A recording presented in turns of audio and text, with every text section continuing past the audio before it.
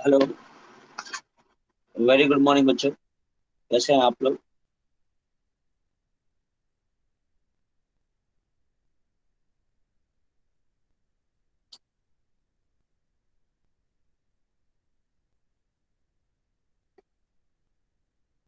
Hello everyone. चलिए, तो last lecture में हमने कितना क्वेश्चन सॉल्व किया था? मेरे ख्याल से क्वेश्चन नंबर 6 हुआ था। Yes,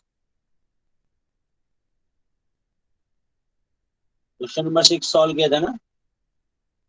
hello.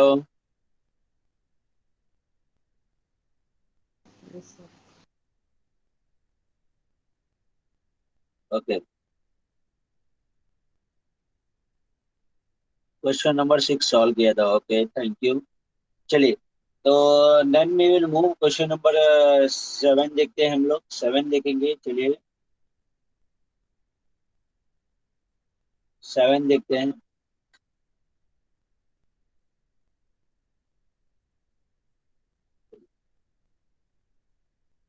क्वेश्चन नंबर 7 की तरफ पढ़ते हैं। क्या लिखा है? Mister Hemant Bhosale is a resident of USA to India for first time on 1st May 2006 की जगह यहाँ 7 करें। ऑलरेडी आपका क्वेश्चन में रहेगा, ये देखो।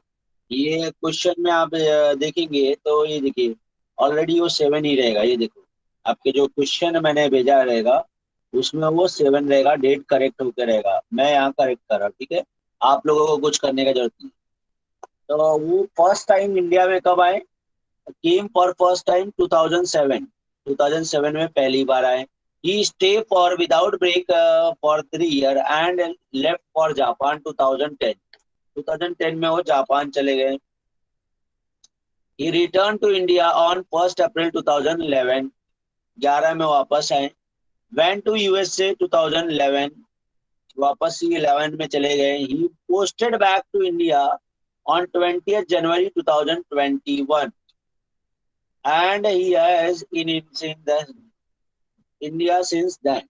सबसे पहले तो अभी ये बताओ, आपको प्रीवियस ईयर 2021 के लिए आपको क्या करना है, ये फाइंड आउट करना है रेसिडेंशियल। चलिए, तो सबसे पहले मुझे ये बताएंगे कि ये जो पर्सन है ह्यूमन, वो एक्सेप्शंस में आएंगे या नहीं आएंगे। सबसे पहला काम तो ये बताएंगे आप लोग। देखो, कहीं पे भी ये मिस्टर हेमंत जो है यूएसए के रेसिडेंट है। इंडिया का सिटीजन या इंडिया ओरिजिन, इंडियन ओरिजिन है क्या बच्चों? इंडियन सिटीजन या इंडियन ओरिजिन है नहीं, तो ये एक्सेप्शंस में नहीं आएंगे। चलिए, तो ये लिख लीजिए आप लोग। लिखिए। चलिए,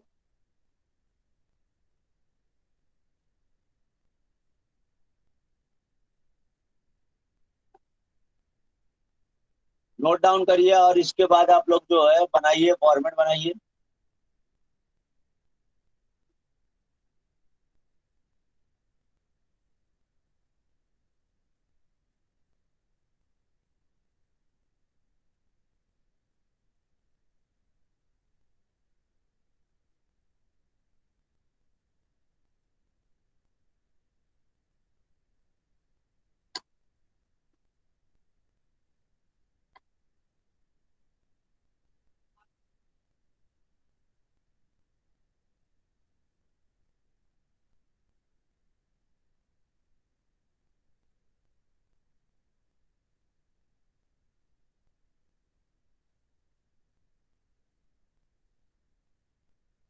आप इंट्रोडक्शन एंड बेसिक कंडीशन और स्टेप नंबर 3 तक करेंगे फटाफट फॉर्मेट बना के।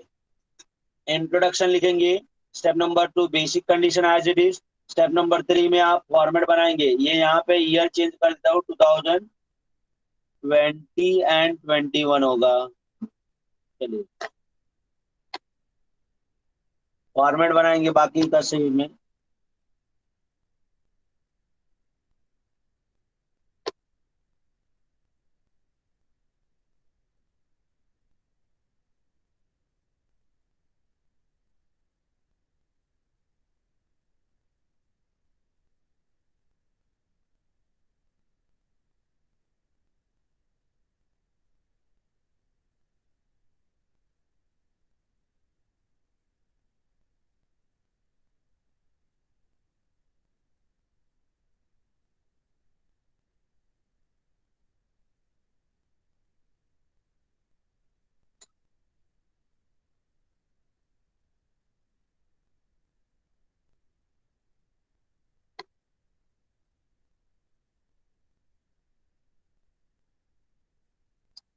Completed everyone? हेलो, कंप्लीट हुआ बच्चों?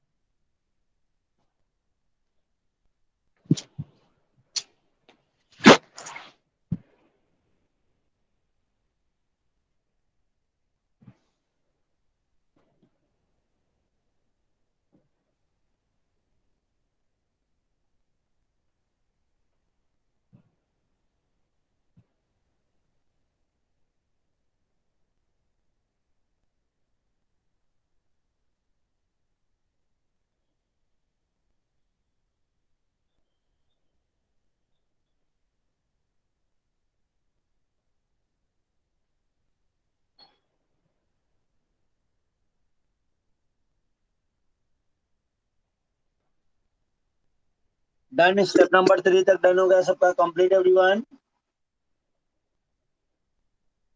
हेलो,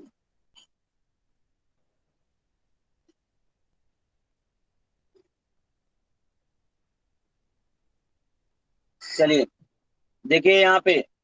पहले मिस्टर हेमंत भोसले, और resident of USA, okay, came to India on first time.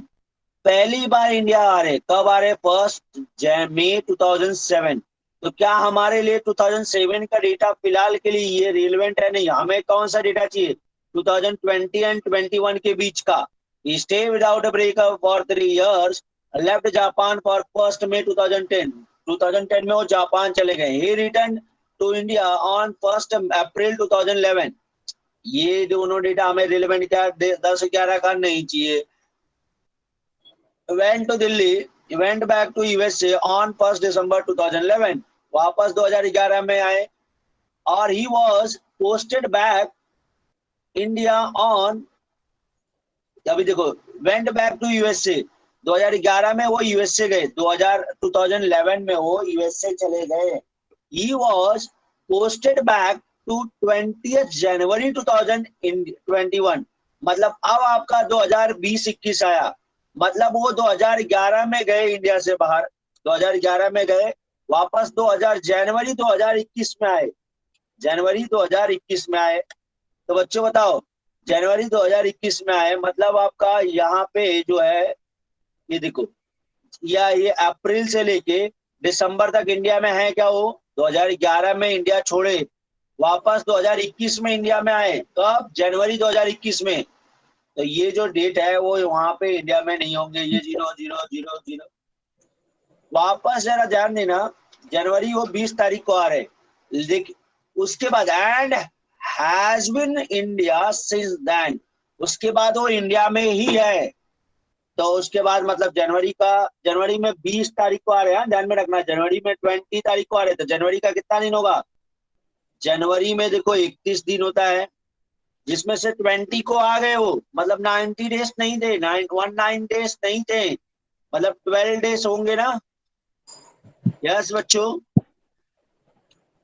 12 दिन इंडिया में होगा। देखो जनवरी 20 को भी इंडिया में काउंट करेंगे, 20 से काउंट करो, 20, 21, 22, 23, 24, 25, 26, 27, 28, 29, 30, 31, 12 डेज। ओके, उसके बाद उसके बाद फरवरी का 28, मार्च का 31, कितना डेज होगा बताओ, टोटल बताओ, 12 plus 71 days.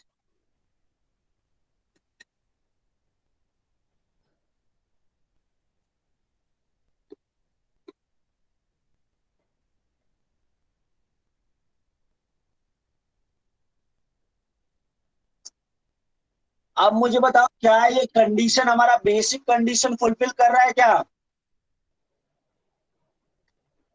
Basic condition fulfil कर रहा है क्या?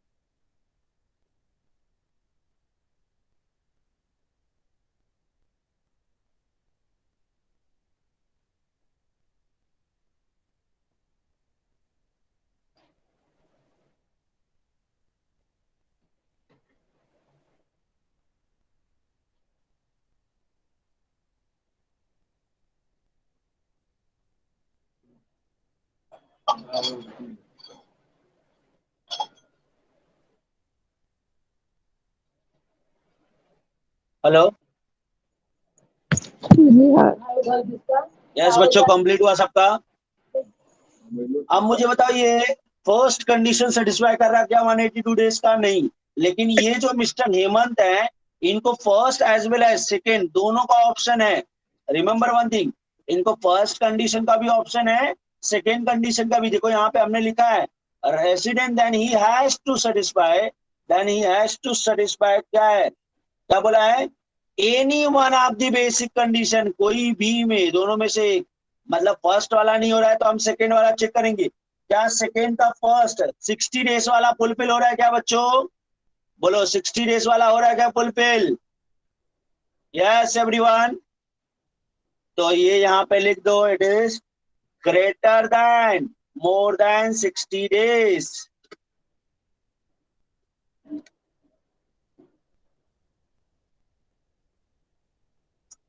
समझ में आया बच्चों?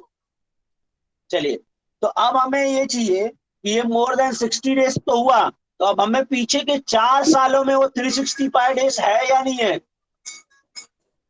वो पीछे के 4 सालों में ध्यान में रखो, 4 सालों में। हाँ, तो अब हमें यहाँ पे ये सेकेंड पार्ट, पार्ट बी का कैलकुलेशन करो, पार्ट बी का कैलकुलेशन करो। फॉर्मेट बनाओ ये, फॉर्मेट रेडी है क्या बच्चों?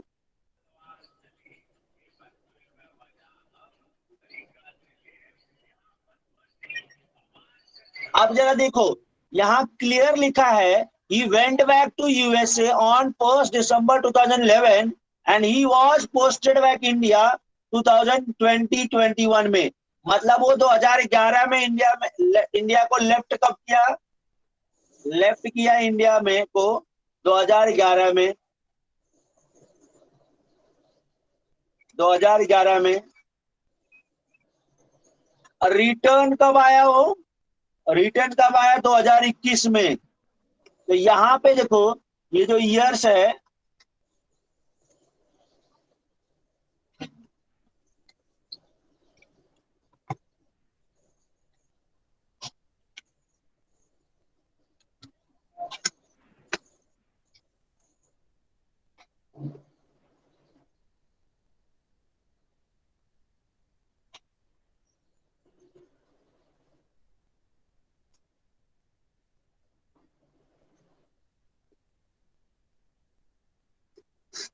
हेलो, ठीक है। तो अब वो 2021 में आया बच्चों। अब यहाँ पे ये बीच में वो है ही नहीं, इंडिया 2011 से लेकर 2020 तक इंडिया में है ही नहीं, तो ये 0 डेज हो जाएगा। यस और नो? समझ में आया क्या बच्चों? Yes sir. तो लेस देन इंडिया, इंडिया में 365 डेज से कम है। मतलब ये वाला 60 डेज वाला तो सेटिस्फाई कर रहा है, बट 365 डेज वाला नहीं कर रहा है। तो क्या ये रेसिडेंट है? क्या ये रेसिडेंट है? हमारा कंडीशन क्या बोलता है? 60 डेज के साथ साथ वो 365 वाला भी कंडीशन सेटिस्फाई करेगा तो ही वो रेसिडेंट है, नहीं तो क्या हो जाएगा? नॉन रेसिडेंट हो जाएगा। Understood everyone? समझा क्या आप लोगों को? हेलो, चलिए, अब यहाँ पे एक्सप्लेनेशन लिखिए आप लोग। देखो क्या लिखा है, mister Hemant Bhosale for was in India for 72 days during the previous year which is more than 60 days, 60 days से ज्यादा है, but he was in India for 0 days, 0 days ही है during the previous year, during the four preceding previous year, during the four preceding previous year, PPY का मतलब होता है four preceding previous year which is less than 365 days. Therefore, he is not satisfying basic condition under section 6 subsection 1. अगर ये basic condition fulfil नहीं करता है तो क्या हो जाएगा बच्चों? Non resident. चलिए नोट डाउन कर लें आप लोग, step number 4 and 5, do it fast.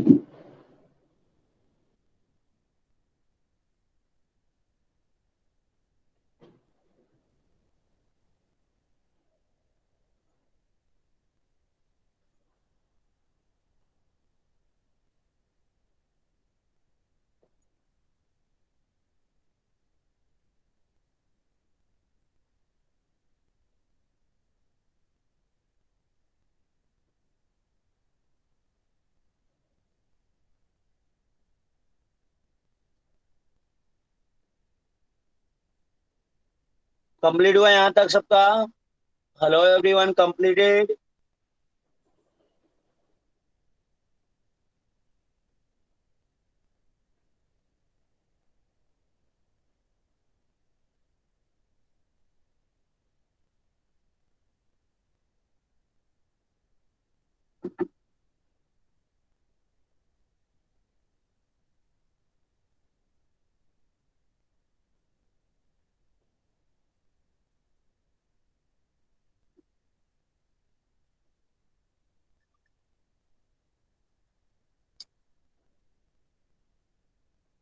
चलिए क्वेश्चन नंबर 10 पे आ जाइए आप लोग। 10 देखते हैं हम लोग।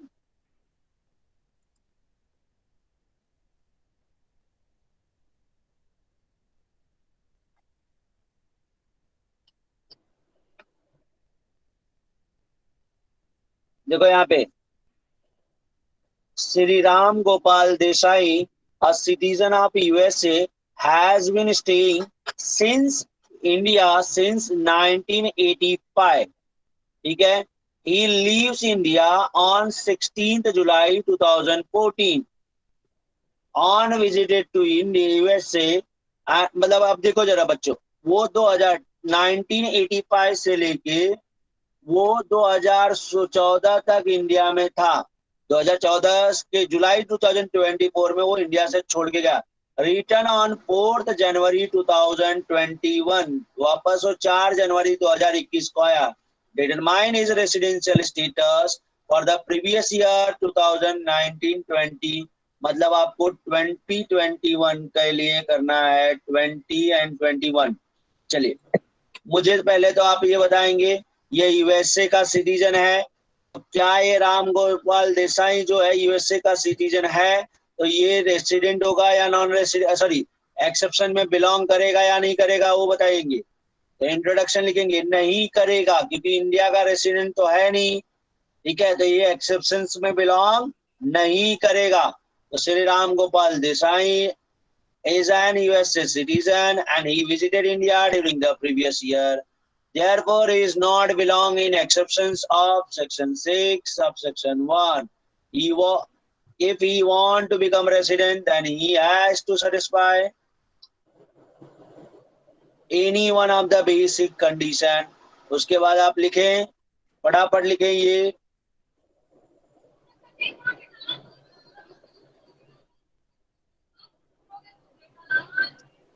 चलिए, उसके बाद आप ये इंट्रोडक्शन और ये कंडीशन लिखेंगे आप फटाफट। उसके बाद इंट्रोडक्शन और ये दो चीजें लिखें। हाँ। Introduction, basic condition as it is, और उसके बाद ये फॉर्मेट ड्रॉ कर लें। Do it fast. अरे रुक जाओ, होने दे खत्म, लेक्चर फिर ना बंद हो जाता है फोन। हेलो, खुशी बेटा म्यूट करो माइक आपका। First you have to write introduction as it is, introduction लिखेंगे। अब अगर ये एक्सेप्शंस में बिलोंग नहीं करता, तो इसके पास दोनों ही कंडीशन का ऑप्शन है, condition number 1 as well as 2। दोनों में से कोई भी कर सकता है सेटिस्फाई। ठीक है। तो फिलहाल हमें कैसे पता चला, क्योंकि ये इंडियन सिटीजन या इंडियन ओरिजिन नहीं है, इसलिए ये एक्सेप्शंस में बिलोंग करता है।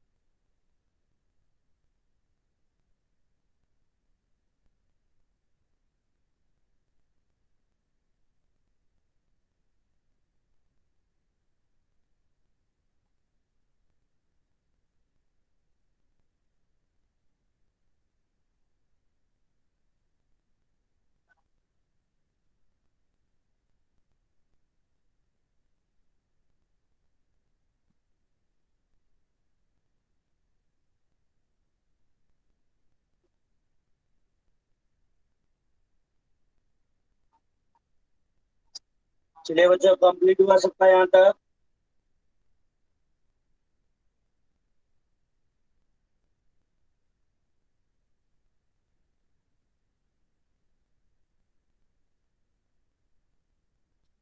देखिए यहाँ पे वो वापस देखो, वो 2019 पाए का हमें कैलकुलेशन चाहिए क्या? नहीं, यहाँ पे हमें जो कैलकुलेशन चाहिए वो 2021 का चाहिए। कैलकुलेशन हमें जो चाहिए वो 2021 का चाहिए। तो 1985 इसमें आता नहीं है, 2014 भी नहीं आया। अब वो बोल रहा है रिटर्न कब आया? 4 जनवरी 2021 को आया। 4 जनवरी 2021 को आया। तो 4 जनवरी मतलब वो अप्रैल से लेके दिसंबर तक इंडिया में नहीं है। तो zero zero zero zero zero zero.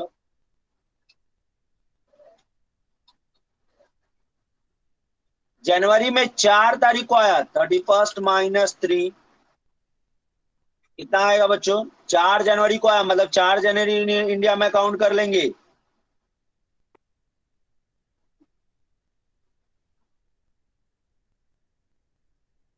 बोलो कितना दिन रहेगा? 28 डेज। यहाँ पे भी 28, यहाँ पे 31, टोटल बता दें अभी कितना दिन रहेगा? 28 + 28 + 31, टोटल 87। अब ये 87 डेज है, which is more than 60 days. 180 days वाला तो नहीं कर रहा है, लेकिन हमारा 60 डेज वाला ये वाला कंडीशन कर दिया। तो अब हमें देखना पड़ेगा कि ये क्या है, 365 डेज वाला है, कर रहा है या नहीं कर रहा है। यस बच्चों, ये चेक करना पड़ेगा या नहीं करना पड़ेगा? बोलो। वो 60 दिन वाला जैसे ही करेगा, तो हमें ये चेक करना पड़ेगा कि वो 365 डेज वाला कर रहा है या नहीं कर रहा है। तो उसके लिए फॉर्मेट बनाए आप लोग।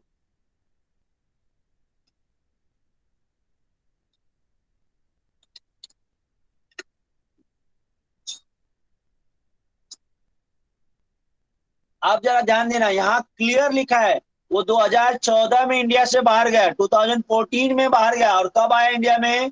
2021 में। तो देखो इंडिया को छोड़ा कब? लेफ्ट 2014। रिटर्न कब आया वो?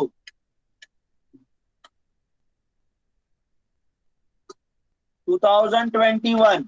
मुझे बताओ, मतलब 2014 से लेके 2020 तक कोई इंडिया में है क्या? यस और नो? 2014 से लेके 2021 तक इंडिया में है? नहीं है। 20 तक इंडिया में नहीं है।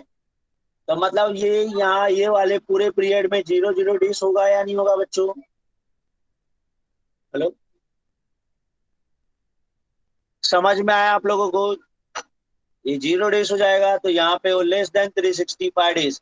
मतलब ये देखो, हमारा कंडीशन नंबर 2 का फर्स्ट पार्ट तो किया सेटिस्फाई, बट सेकेंड पार्ट वो सेटिस्फाई नहीं कर रहा है। तो ये रेसिडेंट होगा या नॉन रेसिडेंट? रेसिडेंट होगा या नॉन रेसिडेंट? Non resident. चलिए आप लोग ये नोट डाउन कर लीजिए यहाँ तक।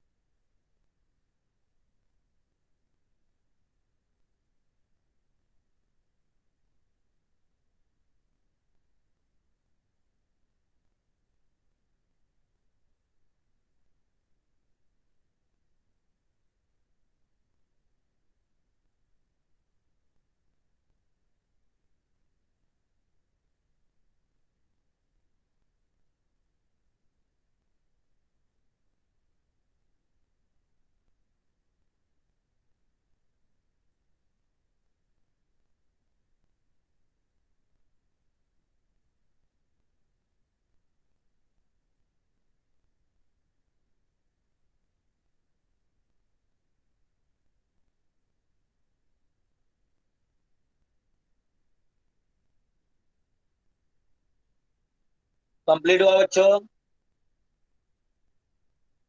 Yes everyone completed.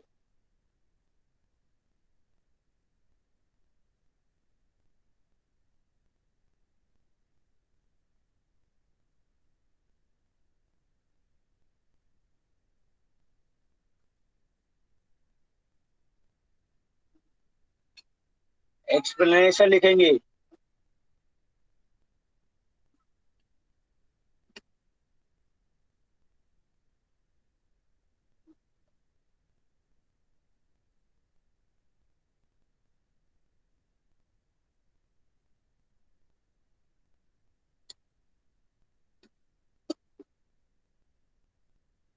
एक्सप्लेनेशन लिखेंगे। Mister Ram was in India, was in India होगा, in India for 87 days during the previous year, which is more than 60 days.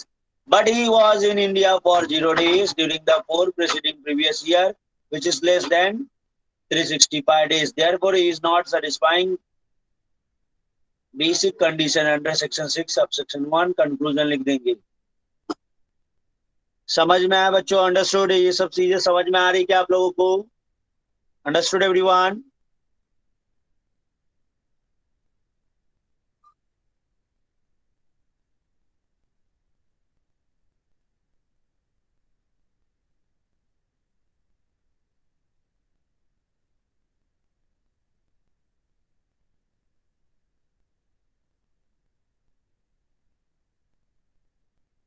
और आप आई थिंक आप लोग रिजल्ट लेने जाने वाले हैं आज आप लोग। तो मेरा आप सबसे रिक्वेस्ट है कि अगर जब भी आप जाएं, तो जैसे कि आपको पता है कि हमारा कॉलेज जो है फ्लड, जो फ्लड के लिए, कोकण में जो फ्लड आया है उसके लिए जो है डोनेशन कलेक्ट कर रहे हैं। तो जो भी आपसे, देखो बच्चों, ऐसा जरूरी नहीं है कि आप बहुत बड़ा डोनेशन करो। एक स्मॉल कंट्रीब्यूशन, आपका एक स्मॉल कंट्रीब्यूशन किसी का लाइफ बचा सकता है। तो आपसे जो भी हो 1 kg राइस या जो भी आपके पास अवेलेबल हो फ्रीली, जिससे आपको कोई, आपके लाइफ पे कोई बर्डन ना आए, तो फ्रीली जो भी आप कर सकते हैं, एक स्मॉल स्मॉल कंट्रीब्यूशन हमारे साइड से हम, और इस स्मॉल कंट्रीब्यूशन से हम किसी की लाइफ सेव कर सकते हैं। तो इससे बड़ा डोनेशन और इससे बड़ा हमारे लाइफ में अचीवमेंट क्या हो सकता है? तो आप लोग जब रिजल्ट लेने जाएं, तो मेरा आप सबसे रिक्वेस्ट है कि आप लोग जो भी आपके तरफ से हो सके उतना आप लेके जाएं। 10 रुपीज, 20 रुपीज, 50 रुपीज, 100 रुपीज का जो कंट्रीब्यूशन देना चाहें उतना कर सकते, उतना भी किया तो भी बहुत बड़ा अचीवमेंट है आपके लिए। जरूरी नहीं है 1000, 2000, 10,000, 5,000 का डोनेशन करें आप। ठीक है? तो आप प्लीज एटलीस्ट आप कुछ तो आपके तरफ से 20 रुपीज का ही कोई प्रोडक्ट लेके जाइए, 20 रुपीज का ही कोई सामान लेके जाइए, तो भी बहुत बड़ा अचीवमेंट है। ठीक है? तो मेरा आप सबसे रिक्वेस्ट है, कल हम लोग जाके आए थे, आप लोग भी जाएंगे, तो प्लीज जो भी आपके साइड से हो सके। बाद में मार्कशीट लिया तो चलेगा क्या? यस अभी चलेगा, लेकिन बाद में कॉलेज, देखो जब बाद में आप बोलेंगे कल जाके लूं, परसों जाके लूं, तो अब नहीं मिलेगा बेटा। क्योंकि आप सबको पता है कि कॉलेज अभी नहीं ओपन है। तो जब वो एक दिन टीचर जा रहे हैं और उसके अकॉर्डिंग आपको टाइम टू टाइम उसके अकॉर्डिंग बुला रहे हैं। ठीक है? तो, तो आज अगर जो आपके पास टाइम है तो जरूर जाके लेके आए मार्कशीट। और रिमेम्बर वन थिंग, जाने के टाइम आप लोग कुछ ना कुछ आपके साथ जरूर लेके जाएं। ध्यान रखना, उतना ही लेके जाओ जितने से आपके लाइफ में कोई बर्डन नहीं हो। राइस पैक करके, यस राइस भी दे सकते हो, वीट भी दे सकते हो, दाल भी दे सकते हो, आटा भी, बिस्किट भी दे सकते हो, जो भी आपके साइड से हो। जैसे आपके घर पे कोई अनयूज्ड क्लॉथ पड़ा है, अगर वो अच्छी कंडीशन में है तो उसे भी आप डोनेट कर सकते हो। बट ऐसा नहीं हो एकदम बहुत खराब कंडीशन में हो। अब ऐसा नहीं कि जो आपका अनयूज्ड क्लॉथ हो, मतलब आप उसे यूज नहीं कर रहे हो, आपके पास ऐसे ही एक्सेस पड़ा है, वही वन थिंग मैं वापस वही बोल रहा हूँ कि जितना आप कर सकते हैं उतना ही कीजिए। ठीक है? आपके ऊपर एक्स्ट्रा कोई बर्डन ना आए, उतना आप करिए जरूर। ठीक है? जरूरी नहीं है आपको कि 10,000, 1,000, 2,000 का डोनेशन करना है। आपने स्मॉल 50 रुपीज का भी डोनेशन किया, बहुत है वो। 20 रुपीज का भी किया, वो भी बहुत। आपके साइड से जो भी हो सके उतना करो।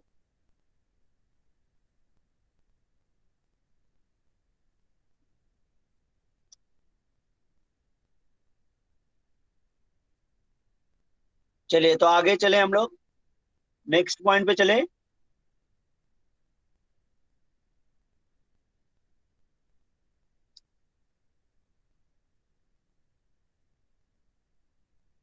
रिजल्ट लेने जाना है ना बच्चों, रिजल्ट लेने जाना है ना। जो लोगों ने रिजल्ट नहीं लिया वो लोगों को लेने जाना है। और अगर आप डोनेशन देने जा रहे हैं स्पेसिफिकली, अगर रिजल्ट पहले ही ले लिया है, अगर आप डोनेशन देने जा रहे हैं खाली, तो भी आप जा सकते हैं, वेल एंड गुड। और बहुत अच्छी बात है बच्चों। देखो, हमें किसी की मदद करना चाहिए। अगर आज हम किसी की मुसीबत में मदद कर रहे हैं, तो नेक्स्ट अगर फ्यूचर में हमारे ऊपर कोई प्रॉब्लम आती है, तो डेफिनेटली कोई ना कोई, वही जिसकी मदद हमने किया तो वही नहीं करेगा, लेकिन कोई ना कोई डेफिनेटली हमारी मदद करने के लिए जरूर खड़ा रहेगा बच्चों। तो यही ह्यूमैनिटी है, यही इंसानियत है कि हमें किसी की मुसीबत में हमें मदद करना चाहिए जितना हमसे पॉसिबल हो सकता है। ये हमेशा हमें सोचना चाहिए कि जितना पॉसिबल हो सकता है हमारे साइड से हमें उतना मदद करना चाहिए।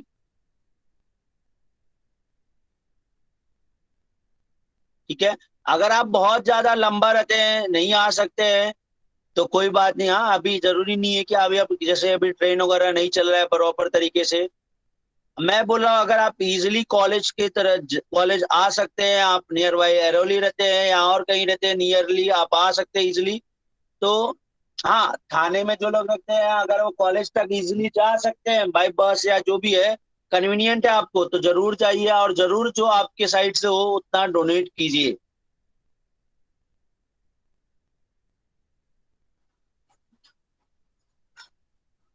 देखो, मैं वही वापस बोल रहा हूँ, बेसिकली कंक्लूजन क्या है मेरा, कि आपको अगर डोनेशन करने से आपके लाइफ में आपके को ज्यादा कोई बर्डन नहीं आ रहा है, तो जरूर करना चाहिए। ठीक है। अब कोई बंदा, कोई बच्चा रहता है टिटवाला या कल्याण या और उसके आगे, अब वहां से ट्रेन ही नहीं आ रही है, तो कैसे आएंगे आप?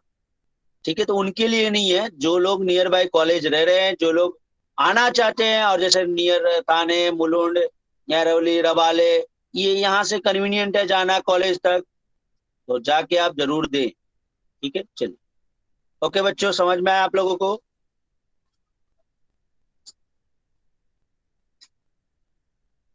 आइडेंटिटी प्रूफ में आप अपना पैन कार्ड वगैरह, आधार कार्ड वगैरह ले सकते हैं, क्योंकि कॉलेज का तो रिसीट मिला नहीं है, आईडी कार्ड अभी, तो आप आइडेंटिटी प्रूफ में वही कॉलेज का अपना आधार कार्ड, पैन कार्ड लेके जा सकते हैं।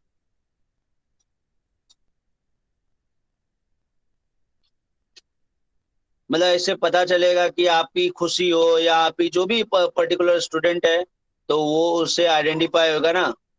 Okay, understood everyone? चलिए आगे बढ़े क्या हम लोग, नेक्स्ट क्वेश्चन की तरफ चले हम लोग। ओके, टाइम भी हमारा फिनिश हो गया है। तो ये आपको दो क्वेश्चन समझ में आया? किसी को कोई डाउट है ये दो क्वेश्चन जो आज हमने स्टडी किया, तो पूछ सकते हो आप। चलिए मैं आपको बता दूंगा, होमवर्क वाले क्वेश्चन में कितना क्वेश्चन हुआ है बच्चों, होमवर्क का क्वेश्चन?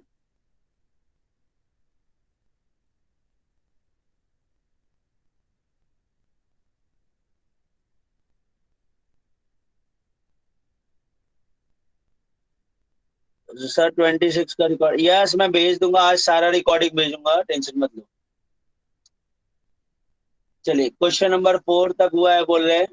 ओके, तो क्वेश्चन नंबर आप 3 भी कर सकते हो अभी।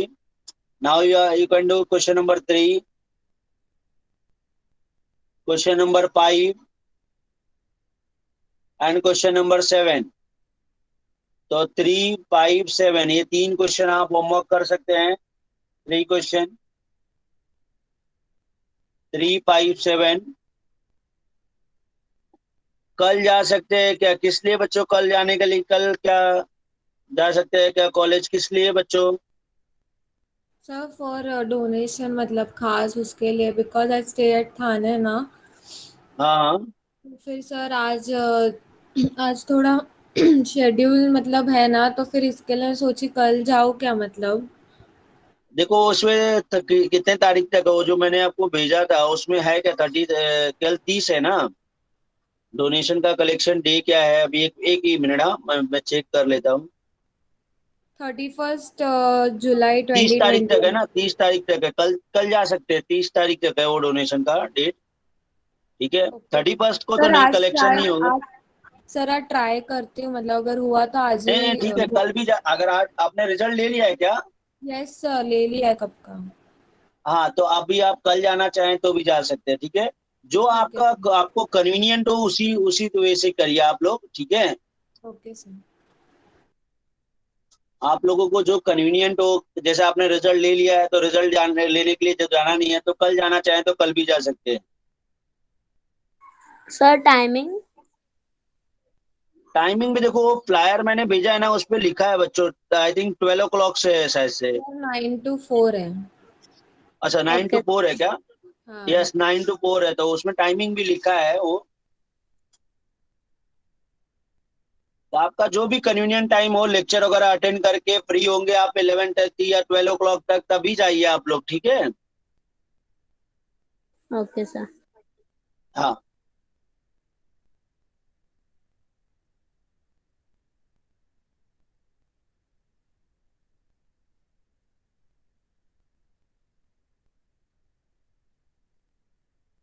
चलिए, रोल नंबर 1 बीबीआई का स्टूडेंट अटेंडेंस देंगे प्लीज।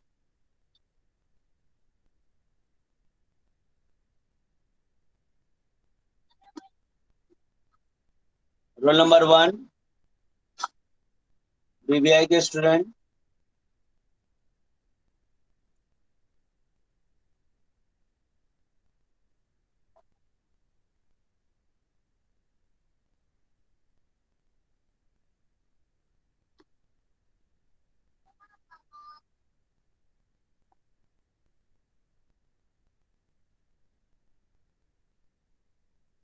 2 3 4 5 6 7 8 9 10 11 12 13 14 15 16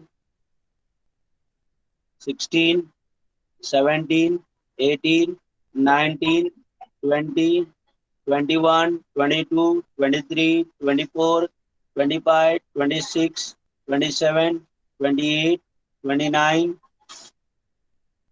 30 31 32 33 34 35 36 37 38 36 37 38 39 40 41 42 43 44 44 45 46 47 48 47 48 49 50।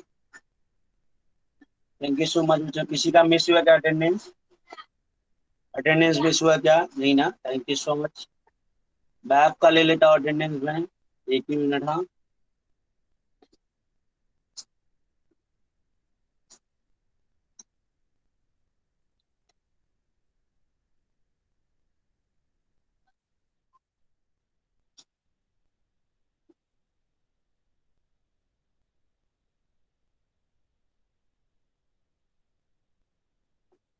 रोल नंबर 1 1 2 3 4 5 1 3 है, 4 5 6 7 8 9 10 11 12 13 14 15 16 17 18 19 20 21 22 23 24 25 26 27 28 29 30 31 32 33 34 35 36 37 38 39 40 41 42 43 44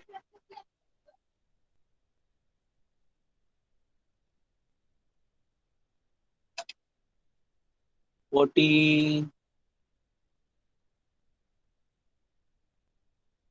41 42 43 44 45 46 47 48, 49, 50, 51, 52, 53, 54, 55, 53, 54, 55, 56, 57, 58, 59, 58, 59, 60, 1, 2, 60, 1, 2, 3, 3, 4, 5, 6, 7, 8, 9, 10, 11, 9, 10, 11, 12, 13, 14, 15, 16, 17, 18, 19, 20, 18 हो गया,